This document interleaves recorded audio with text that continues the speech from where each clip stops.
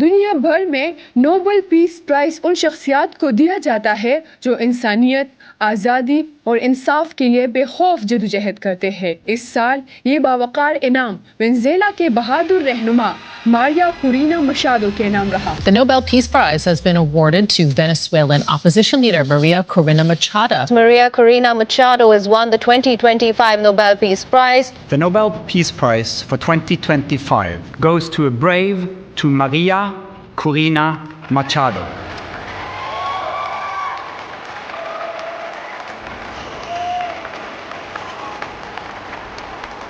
وہ خاتون جس نے امریت کے اندھیروں میں جمہوریت کی شمع روشن کی۔ ان کی جدوجہد صرف ایک ملک کے لیے نہیں بلکہ پوری دنیا کے ان لوگوں کے لیے ہے جو ظلم کے خلاف امن اور انصاف کے لیے آواز اٹھاتے ہیں۔ جمعے کے روز ناروے کے نوبل کمیٹی نے اس سال کا نوبل پیس پرائز وینزویلا کے بہادر جمہوری رہنما ماریا کورینا مشادو کو دینے کا اعلان کیا۔ یہ اعلان ایسے وقت میں سامنے آیا جب عالمی سیاست پر امریکی صدر ڈونلڈ ٹرمپ کی جانب سے نوبل پیس پرائز حاصل کرنے کے دعووں کی گونج سنائی دے رہی ہے۔ مشادو، جو کہ وینزویلا میں جمہوری تحریکوں کے نمایاں چہرہ سمجھی جاتی ہے، ٹائم میگزین کے دنیا کے 100 بااثر شخصیات کے فہرست میں بھی شامل رہ چکی ہے۔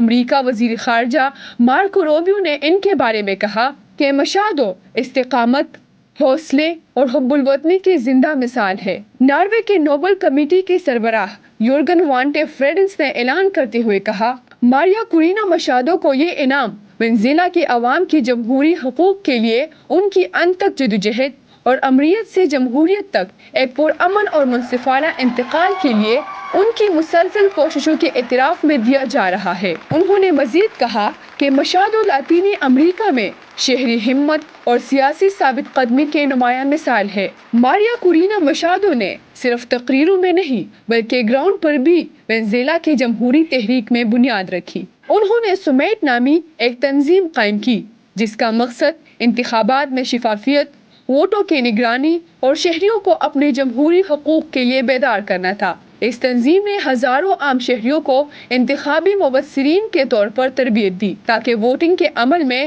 دھاندلی کے امکانات کم کیے جا سکے۔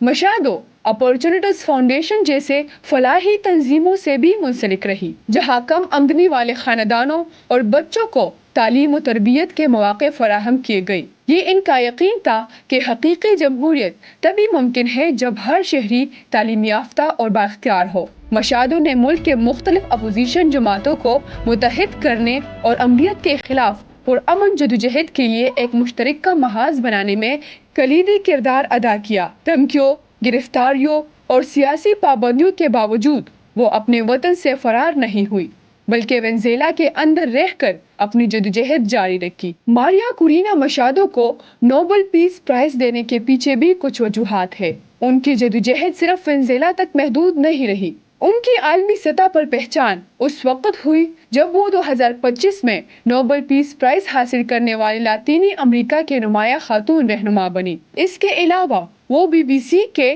وومن 100 فہرست اور ٹائم میگزین کے 100 بااثر شخصیات میں شامل رہ چکی ہے۔